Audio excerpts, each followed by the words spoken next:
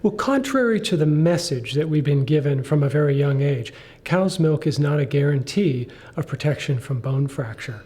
And when you look around the world at the epidemiology, it becomes really clear that in fact it's the populations where the most milk and the most calcium is consumed that we see the highest risk of fracture.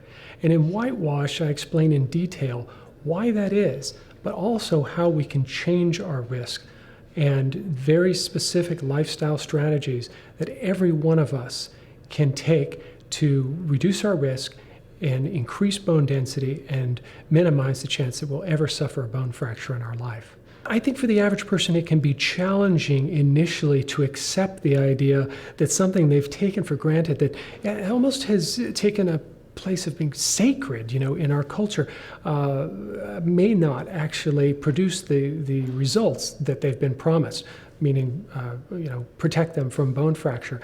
But I have found that almost invariably when people see the science, when they see the overwhelming evidence that cow's milk is loaded with toxins that are very dangerous, environmental contaminants, and actually powerful growth hormones and such that may elevate our risk for disease, that they become convinced that this really is not something that we should be consuming.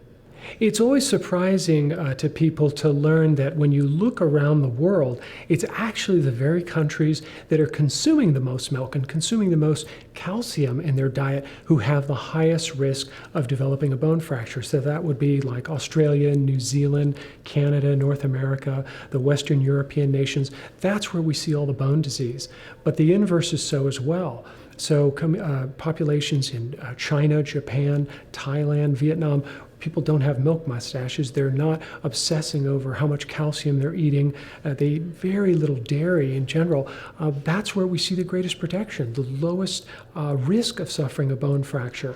And men and women in their 7th and 8th decade of life have strong, robust bones. They're out, they're active, they're moving around, they're lifting up their grandchildren, they're working in fields and enjoying a healthy life. The relationship between just saturated fat consumption and risk of heart disease, hypertension, various cancers and such, cholesterol, chemical contaminants in milk, all of these things have relationships and contribute to risk of a variety of conditions, whether it be neurological disease such as Parkinson's disease or prostate cancer, breast cancer, coronary artery disease. So when one looks at the totality of what they're being exposed to, whether it be the contaminants or whether it be the bovine growth hormone that's causing the IGF-1 levels to rise, the estrogen that is substantially elevated in these pregnant cows and then expressed in the milk, all of these things are contributing to our total risk of a variety of different health problems.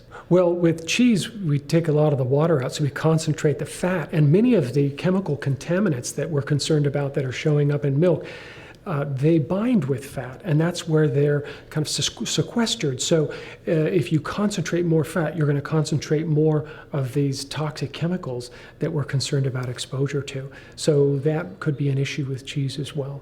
There's absolutely no evidence to support the claim that drinking the milk of a cow is going to protect us from future bone fracture.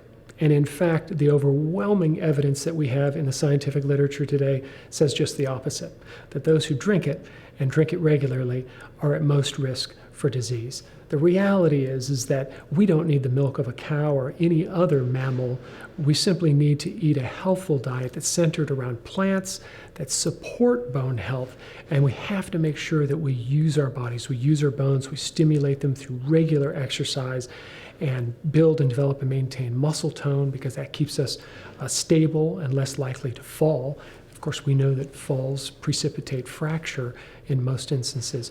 So the focus really for everyone is to leave the milk myth aside and begin to embrace a healthful diet that's plant strong and that is not loaded up with caffeine and refined sugars and refined flours and the kinds of foods that unfortunately prevail in the Western diet.